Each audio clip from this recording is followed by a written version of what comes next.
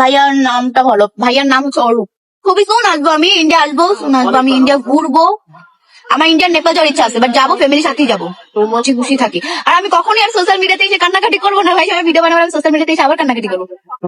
আখি এবার শেষমেশ তার নতুন যে বয়ফ্রেন্ড হয়েছে, মানে যাকে সে সামনে বিয়ে করতে যাচ্ছে, এরকমই যে গুঞ্জনটা সোশ্যাল মিডিয়াতে শোনা যাচ্ছিল, সে আর সেই বর্তমান বয়ফ্রেন্ডের নাম প্রকাশ করলো। আখির এই বর্তমান বয়ফ্রেন্ড, যাকে নিয়ে সোশ্যাল মিডিয়ায় এত এত সমালোচনা, তার নাম হচ্ছে অরূপ। এবং আখি জানিয়েছে রিসেন্টলি তারা কিন্তু ইন্ডিয়ায় ঘুরতে যাবে, ফ্যামিলি সহ ইন্ডিয়ায় ঘুরতে যাবে। এবং আখির নেপাল এবং ইন্ডিয়া যাওয়ার অনেক বেশি শখ, কিন্তু সে কখনো একা যাবে না, ফ্যামিলি নিয়ে যাবে। তাহলে কি বোঝাতে যাচ্ছে খুব শীঘ্রই আখি বিয়ে করতে যাচ্ছে, নতুন একটা সম্পর্কে যুক্ত হতে যাচ্ছে আখি। আখি কিন্তু তার ভিডিওতে আরো একটা কথা বলেছে, এখন থেকে সে আর কখনোই কাঁদবে না, সে হাসি খুশি থাকবে।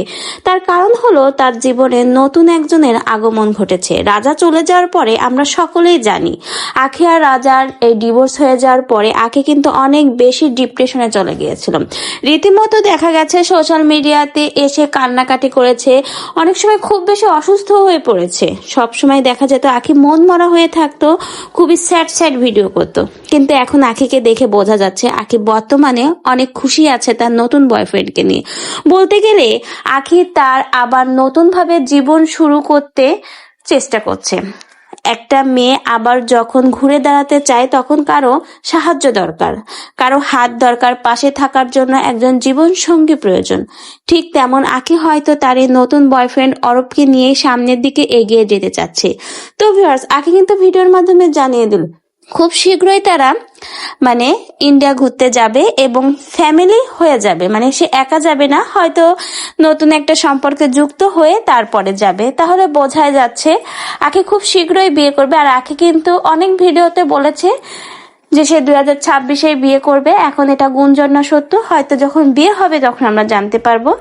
আর শেষমেশ আখি এটাও জানিয়ে দিল এখন থেকে আখি আর কখনো মানে মন খারাপ করবে না, কান্নাকাটি করবে না সোশ্যাল মিডিয়াতে এসে, সে এখন থেকে হাসি খুশি থাকবে। তো যা হোক, ভালো লাগলো এবং আখির জন্য শুভকামনা রইলো যেন রাজার মতো আবারও এই নতুন বয়ফ্রেন্ডের দ্বারা আখি ঠকতে না হয়, কারণ ঠকে যাওয়া আসলে অনেক বেশি কষ্টকর।